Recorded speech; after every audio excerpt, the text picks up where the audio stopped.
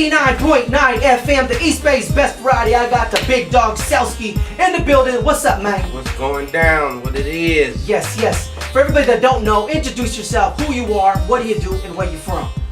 Well, you know, this Cellski, a.k.a.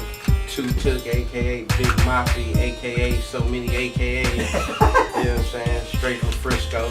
Right. View, California. Right. You know what I'm saying? Represent this bay to the fullest. Yeah. That's all I do is rep this bay, man. You know Right. what I'm talking Okay, for sure. So we got a couple of questions here for you. Mm-hmm. How was it coming up as an artist in San Francisco? about? Well, you know, Can you turn your mic real quick one time your way? this way. The other way. Flip it around. Let me turn it. Okay, There you go. Boom. There you go. Well, Go. you know, coming up in the city, man, you know, you got different neighborhoods, man. You know, San Francisco is like the most diversified city in Right. the United States of America. Yeah, yeah, So, you know, coming up, you know, I've seen a lot of stuff, a lot of culture. yeah. So, you know, that helped me become the man that I am today. You know what I mean? Yeah. You can't grow up in San Francisco and be a racist, you know what I mean? Right, right. 'Cause you got everything, bro. Yeah, yeah. You know what I'm saying? But, you know, that helped mold me into the person I am. Right. What is the hardest thing coming up for you in San Francisco as an artist, like going through your experience? Well, you know, back when I was doing it, you know, I can sell. You know, my first album, I sold over 100,000 copies on my own, paid for it myself. Wow. You know what I'm saying? My second album, we did probably like 50, 60,000, paid for it myself. Wow. You know what I'm saying? The third one, you know, I did probably like 25, 30. You know what I'm saying? Wow. So, you know, I ate good back in the day. And, you know, I invested my money in a couple things so I can still be eating today. You know what I mean? Right. So, you know, a lot of people fell off from back in the days. Right, right. You know, I'm one of the cats that, you know, been doing it for over 20 years and still around here. Still doing You it. know what I mean? Yeah. Yeah, that's what's up. So, how did you get connected with Too Short? Well, you know, back in the days, I used to go to the same studio as Too Short. Right. Well, actually, Cool Nut used to go to that Rest in studio, peace. and that's what Too Short was doing. Life is Too Short. Right. All that. So, you know, Short was my favorite. That's what got me rapping was Too Short. Me listening to his old tapes. This before people even knew who he was. Right, right. So, you know, my favorite rapper always been Too Short. Right, To right. this day, you know what I'm saying? It's always been my favorite rapper. So I was just really just trying to follow in his footsteps. Right. You know, I watched him. You know, I wanted to be. You know, you when you're young, you have somebody you want to be like. I wanted to be like Short. Yeah, you know what I mean? okay. So, you know, that's where that come from. Right. Did you learn anything from him? And if so, what did you learn? Well, I really ain't really hung around. I hung around Short like, you know, when I was 13, 14. He probably don't even remember that. Yeah, You know what I'm saying? Yeah, yeah. He probably don't remember because I was going, like I said, we was going to the same studio. Right. I had Short Dogs in the House, the album before it even came out. Wow. You know what I'm saying? I had Okay. songs that never even seen the day of light that Dang. Short was doing back then that never came out. So, Wow. you know what I'm saying? You know, I really get all my game from Cool Nut. Cool Nut. You know what I'm saying? What Cool is- Nut the one that took me up under his wing. Rest in peace to Cool Nut. Yeah, exactly. Take us into that experience as well. What is your relationship with Cool Nut, and what did you learn from Cool Nut as well? Well, Coog and Coog mama and my mama was best friends back in the day. Okay. So, you know, That's what's up. you know how, you know, we call each other cousins. You know, he Okay. always called me his little cousin and Right. stuff. So, you know, when Nut was hot, you know, I always was on the road with him. You know, I'm like 15. Wow. You know what I'm saying? 15, 16, putting me on the stage.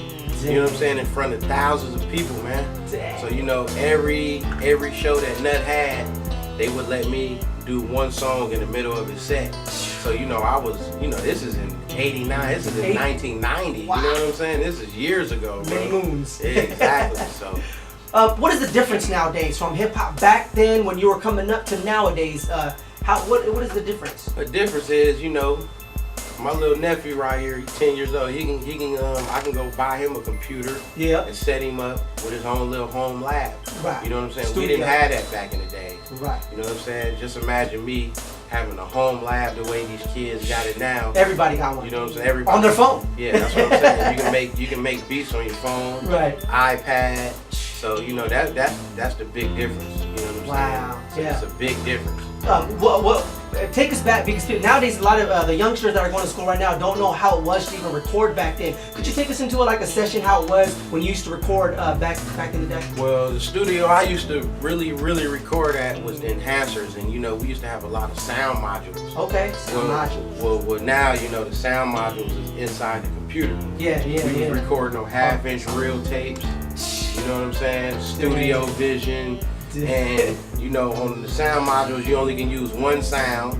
Like if I would say I was using the JD 990 or something, I only could use one sound.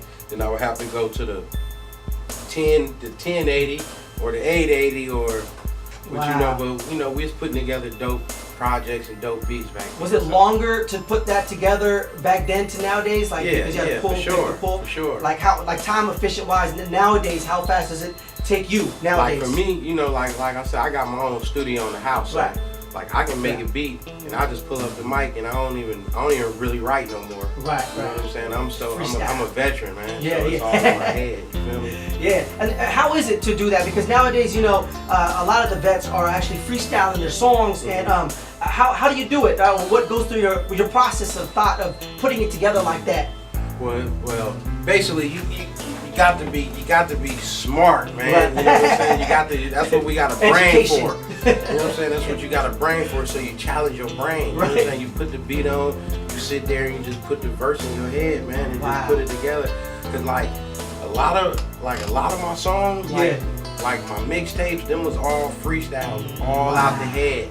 You know what I'm saying? Sometimes I can just go do a 32 bar and hopefully I don't mess up, you know what I'm saying? Or sometimes I might just do 8 bars and I might punch in after or whatever, but people be thinking I be writing that stuff because it sounds so, you know like what I'm saying? Written. Yeah, like it was written, but it's just me challenging my brain, really. That's dope. So did you used to write? Yeah, I still write. Oh, okay. I still write if I need to. Right. You know what I'm saying? If I want to make something particular. Right. You know what I'm saying? Mold. Where I don't want exactly. So you know, because I'm a storyteller. I like telling stories. Okay. Yeah, that's what's up. Okay, so out of you got 10 albums out, 2 EPs, 2 comps, mixtapes. Probably got more than that. Okay, yeah, that's off top. I mean, there are more. I know there's 3 with Killer Keys as well. But okay, let's start with the Killer Keys ones. Out of the 3, do you have a favorite album out of those 3 and a favorite song? And if you do, which one is it?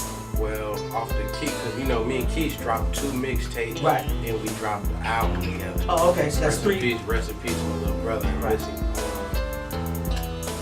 I'll probably say the 1st and 15th. The 1st and 15th, because we used to, we come from Randolph, man. And, you know, a lot of people depended on the 1st and 15th to survive. Right. You know what I'm saying? Just like right now, they just cut off the EBT and food stamps and stuff. Yeah, I heard about that. The government just shut down, man, and so, crazy. you know, and just me reminiscing about that song is just crazy. You know what I mean?